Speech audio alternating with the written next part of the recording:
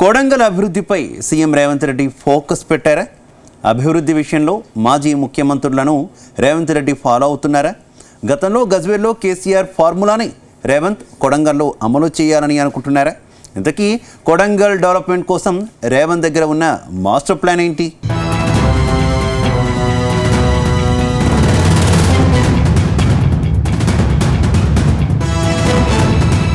ఉమ్మడి పాలమూరు జిల్లాలోని కొడంగల్ నియోజకవర్గంపై CM Revanth Reddy special focus పెట్టారు.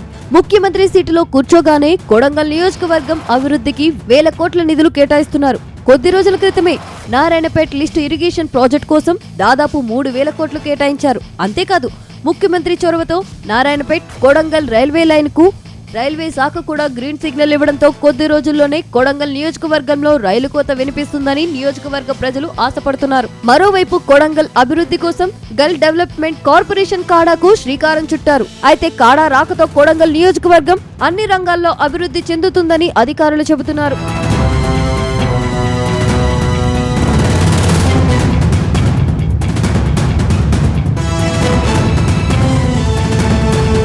గతంలో ఉమ్మడి రాష్ట్రానికి ముఖ్యమంత్రిగా ఉన్న సమయంలో వైఎస్ రాజశేఖర్ రెడ్డి పులివెందులకు ఎక్కువ నిధులు తీసుకెళ్లారు.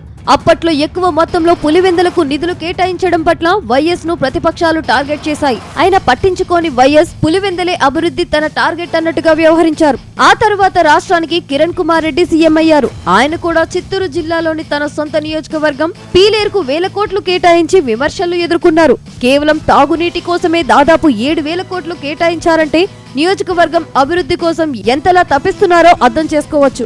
ఆయన తర్వాత ప్రత్యేక రాష్ట్రంలో కేసీఆర్ కూడా ఇదే స్ట్రాటజీని ఫాలో అయ్యారు. గజ్వేల్ నుంచి ముఖ్యమంత్రిగా గెలవడమే తరువాయి నియోజకవర్గాన్ని అద్దంలా మార్చేశారు. గజ్వేల్ కు 1,000 కోట్లు కేటాయించి రూపురేఖల్నే మార్చేశారు.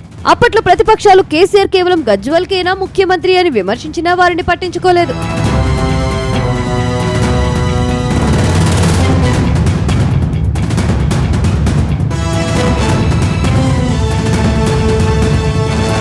ఇప్పుడు ముఖ్యమంత్రి రేవంత్ రెడ్డి కూడా సొంత నియోజకవర్గం కొడంగల్ డెవలప్మెంట్ పై ప్రత్యేక చర్యలు తీసుకుంటున్నారు.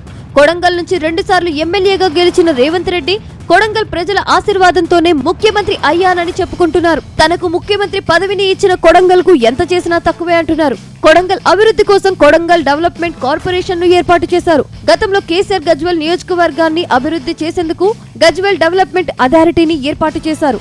ఎప్పుడైతే గజ్వేల్లో గడా కార్యకలాపాలు మొదలయ్యాయో అప్పటి నుంచే గజ్వేల్ రూపురేఖలు పూర్తిగా మారిపోయాయి. గజ్వేల్లో ఎడ్యుకేషన్ ఇన్స్టిట్యూట్స్, పలు కంపెనీలు వచ్చాయి. అంతేకాదు ప్రతి గ్రామానికి నాణ్యమైన రోడ్లు, మంచినీరు లాంటివి అందుబాటులోకి వచ్చాయి. దాంతో గజ్వేల్ ప్రాంతంలో ఏకంగా భూమి విలువ ఇప్పుడు కోట్లలో పలుకుతుంది. ఇప్పుడు గడాలాగానే కొడంగల్లో కాడా కార్యకలాపాలు ప్రారంభం కాబోతున్నాయి. ఇందులో భాగంగానే కొడంగల్ నియోజకవర్గంలో ఫార్మా కంపెనీల ఏర్పాటుకు శ్రీకారం చుట్టారు.